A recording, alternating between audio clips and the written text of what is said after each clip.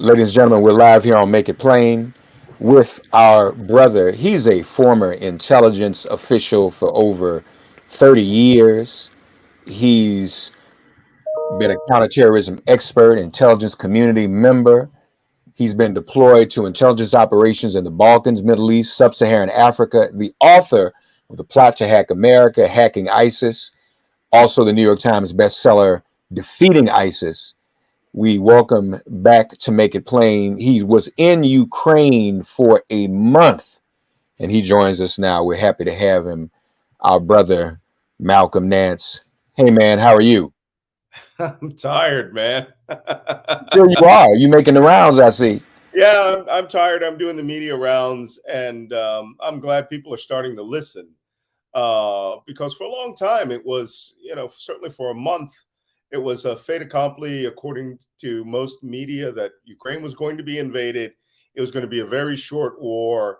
The Ukrainians would be defeated rather quickly, and the Russians would take over the country.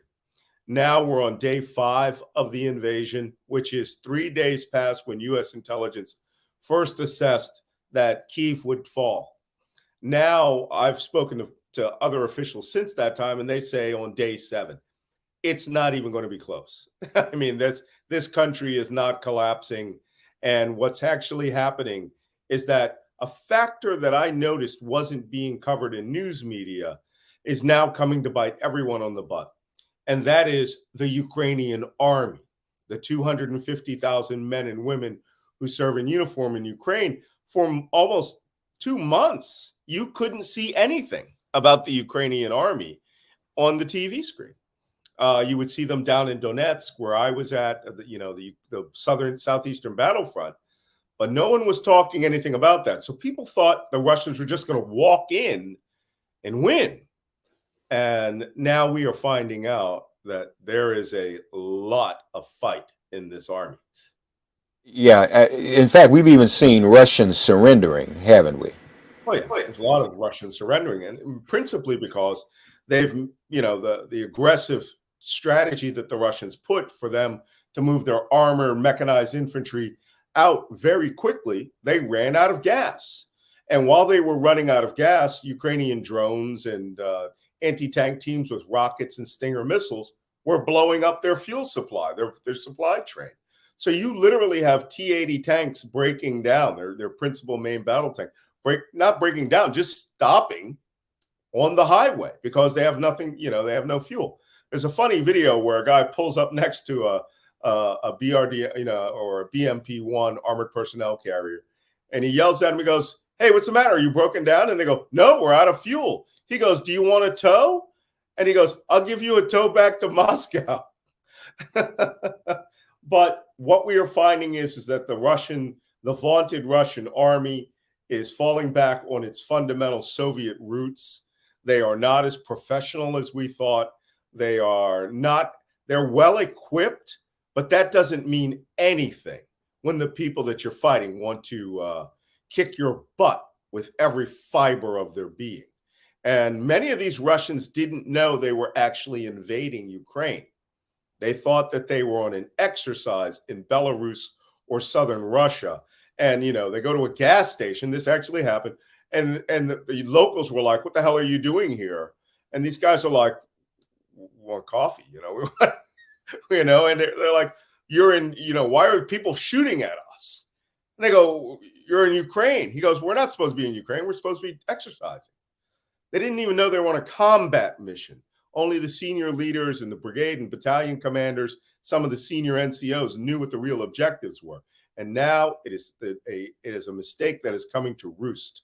And the main army is moving so slow, not in the southeast down near Crimea, because they don't have a lot of resistance, but in the rest of the country around Kharkiv, around Sumy, around Chernihiv and Kiev. They're just finding out there is an army that is out to kill them.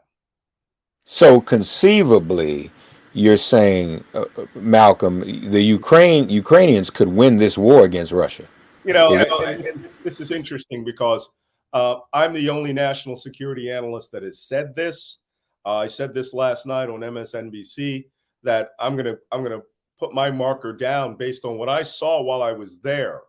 I went to the Donetsk battlefront. I went to Atovice along with the other press pool people. However, as a former warfighter and an intelligence professional, I look at things differently than journalists.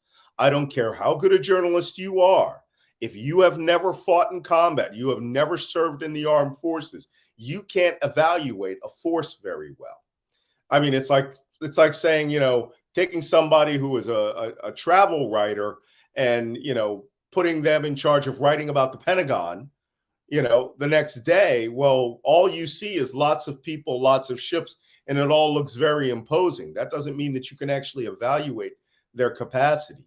So many of these journalists, a lot of combat veteran journalists who've been to Afghanistan, Iraq, they really don't understand, unless you're a practitioner, just how bad it can get.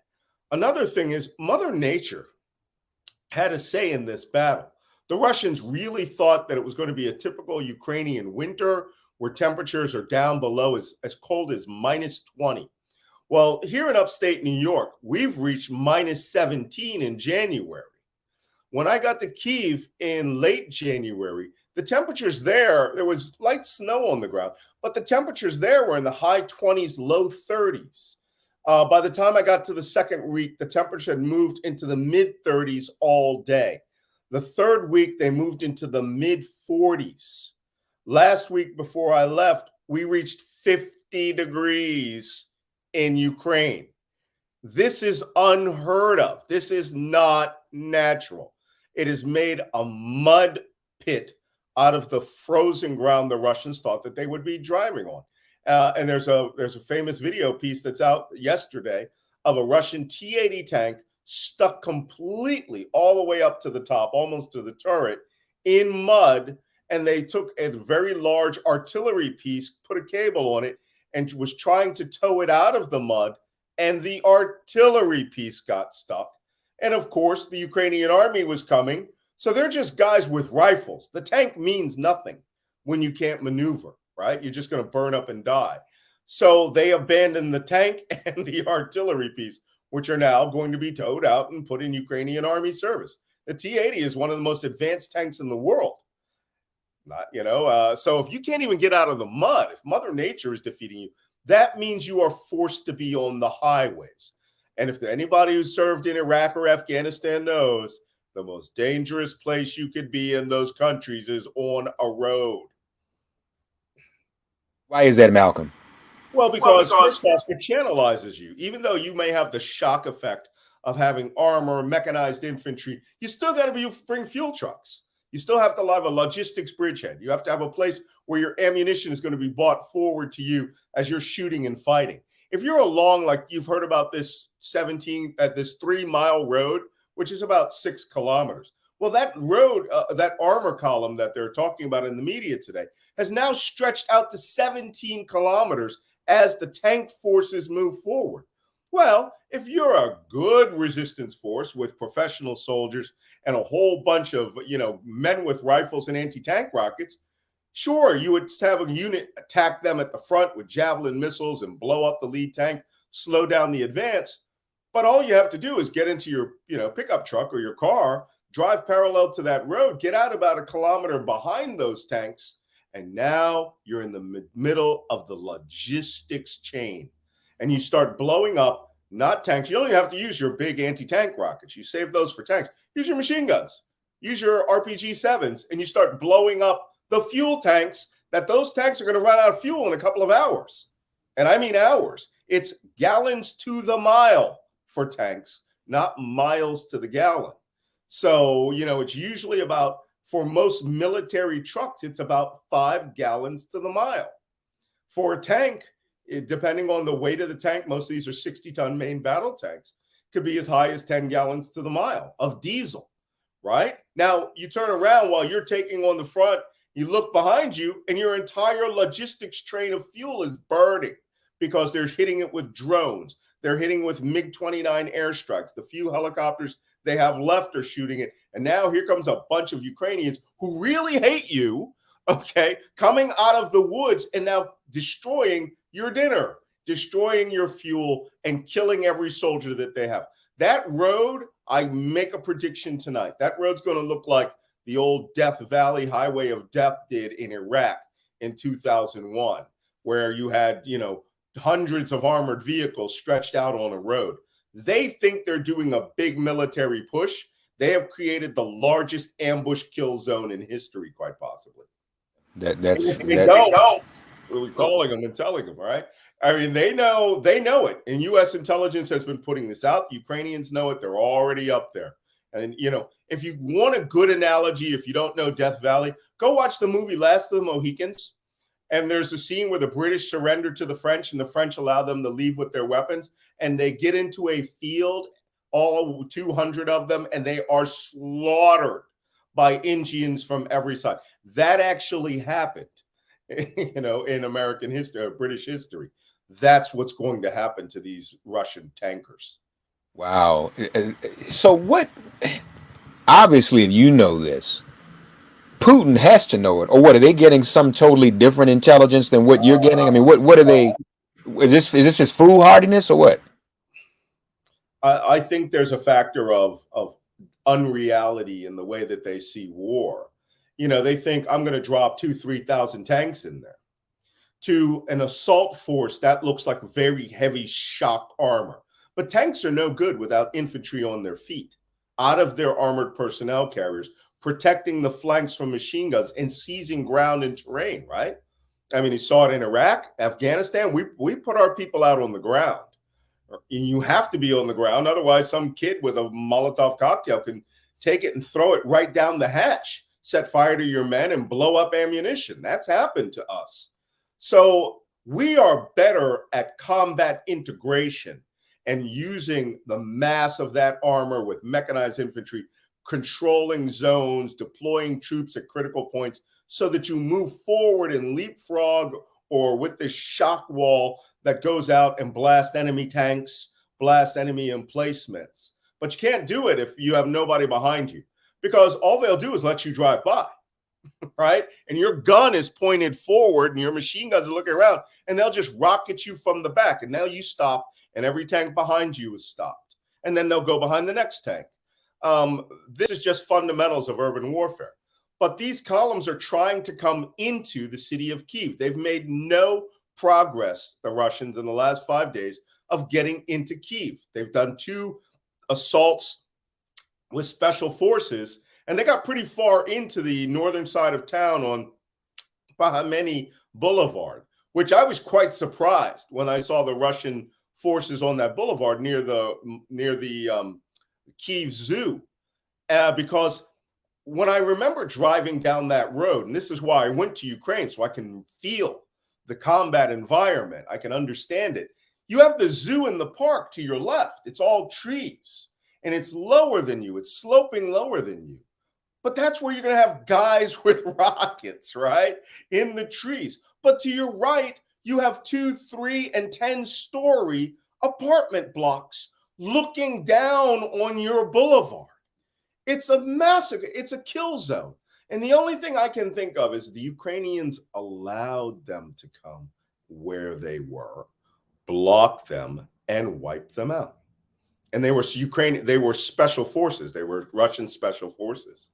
And that's 2 days ago. You saw the journalists had misinterpreted what had happened. They were saying there's gunfighting inside of Kiev. Yeah, there's gunfighting in Kiev, but Kiev is physically the size of Chicago, with far more 20-story concrete block apartment buildings than Chicago does. And they ring the city because they're Soviet style, right? They put like 20,000 people per complex. You can get into the city a little, but you're not going to survive it. And that's what I think the Russians thought. They were going to run in there, do a Operation Iraqi Freedom, defeat the Ukrainian forces on the move.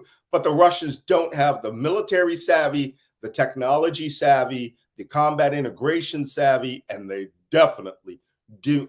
Most of these regular army guys, they don't apparently want to be in Ukraine. You know who wants to be in Ukraine? The Ukrainians. And the Ukrainians, as far as they're concerned, they, like the video that one guy put out, he goes, he says, you got 100,000 men, you're going to come into a city of 5 million people. we're going to be throwing Molotov cocktails all over you, you know? So the Russians may have underestimated this. So, one last thing, they say it's not the size of the dog in the fight, it's the size of the fight in the dog. This is a perfect example of it. The Ukrainians want them to attack. They are desperate for them to attack. They have bloodlust in their eyes, and they're destroying their city. So, they've got a lot of payback that they want to get out of these Russians. So, what about this? Help us understand, if any, the relationship between Putin doing this now versus him not doing it when Trump was in office. Is that something worth Well, looking at? well, when you think about it, Vladimir Putin knew a lot of things we didn't know. Okay, this is a former director of the KGB.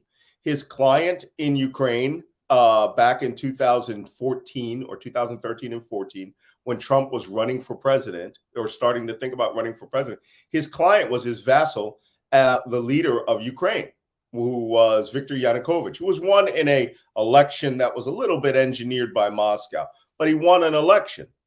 Yanukovych refused to adhere to the mandates of the people. The people wanted to align themselves with the European Union, become Western, not ally themselves with Moscow. Yanukovych worked for Putin. So, of course, he was aligning himself with Moscow. When the referendum on their alignment with the European Union came and he banned it, right? He refused to sign the treaty. That's when everybody went up in arms. And they had what was called the Orange Revolution, or the Revolution of Dignity, down in Maidan Square. He unleashed the secret police at Putin's behest, killed over 100 protesters, and then they really bought it to him, to the point where he abandoned the country. Putin seemed to think that if he did this invasion, Zelensky would just go to the airport, get in an executive jet, and fly to Poland. Zelensky is a Ukrainian, and he's made of way tougher stuff. Zelensky is now photographed with his body armor and his helmet on, essentially throwing the bird at the Russians and telling them, you're going to have to kill me in my own capital. With his boys out there on the battlefront, looking like a hero, has now become a global icon of resistance to Vladimir Putin. The Russians cannot defeat their will if their will says we are going to kill you no matter what it takes. So I use the phrase at first amusingly. Now I use it seriously. These people will become the white Taliban of Europe. And I don't mean like the Chechens. These people will dedicate their waking moment, day and night, to killing whoever Russian soldier is unfortunate enough to have to stand out at a checkpoint at night on some lonely crossroad, or a tank will get blowed up in the middle of the night. So, like I said, Russia might be able to cut off parts of the Ukrainian army or push them back. I don't think they'll take the country at all. So, Malcolm Nance, will this escalate into a all-out World War III? Will the United States have to get involved, do you think? No. Okay. I mean, because Ukraine, as you're saying, Ukraine is strong. Yeah, right? but you saw what Putin did yesterday or last night, where he elevated the threshold of the nuclear deterrent forces of Russia, right? The ballistic missile force, or they call it the strategic rocket force of Russia. That's because Putin is sweating bullets about what's happening in Ukraine. And I suspect, even though in some places he's made good progress down in the south, but trying to take the major city of Kharkiv, the city of Sumy, the city of Chernihiv, and Kiev, they're going horribly, horribly slow. And that's where we're seeing them run out of fuel. That's where we're seeing massive ambushes. That's where we're seeing soldiers surrender. And an interesting one, he kept leading with his special forces. So he brought in an element from Belarus of Chechen Muslim special forces who are allied with Putin. Do you remember that scene in the movie 300 where they bring out the immortals, right? The black robes and the mask, and they, assassins that come in the night. Yeah, that's who the Chechen special forces were. And they took an air base called Hostomel, which was the airport of the Antonov Airplane Company. Largest transports in the world, those giant Russian transports. Well, they blew them up, taking that airport, the Russians. And they brought these forces in, and in a counterattack, the Ukrainians slaughtered them all and killed Putin's hand-picked major general, ruthless Chechen murderer, who was the commander of that force, was killed in combat yesterday. And now they're making videos on TikTok taunting them, saying, "We killed your boy." These guys, these are just militiamen and regular soldiers, are taking on the best that the Russians have and are winning. Lastly, Malcolm, I know you got to go. How long do you think this is going to last? A lot longer than people. I mean, get in for the long ride. We're on day 5. I think the Ukrainian army has enough guts and capacity and has been reserving themselves that they, in certain areas, will allow the Russians to stretch themselves out and feel confident in their advance. But behind that column of armored tanks, which you can hold down with American Javelin missiles, behind them is a lot of trucks of food, fuel, ammunition. The one thing about the Russians we're seeing is they don't maneuver well. They don't go to the right and to the left. They don't flank very well. They hit you with brute force. So they're like a boxer that's constantly punching, right, at your arms and your face. Like, you know, Yago Drago or whatever it is, Ivan Drago or Rocky, right? You know, and Rocky's more of a dancer, a finesser. That's what we're looking for from the Ukrainian army. And I think in a couple of days, when the Russian invasion lines are going down some major highways and it looks like they're going to approach from the east and take the Dnipro River, which cut Kiev off, I suspect you're going to find the Ukrainian army is going to maneuver, cut behind them, and start slaughtering some people who were thinking they're just there that night to cook food for those tanks that are 20 kilometers up the road. And the tanks are going to go, "Oh my God, the enemy's in our rear." And now you find yourself surrounded.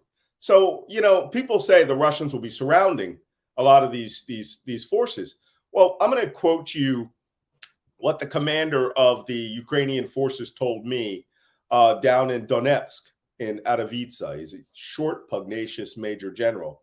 And a news crew asked him, "Well, you're down here and you're facing the Russians 200 meters away in Donetsk and Luhansk.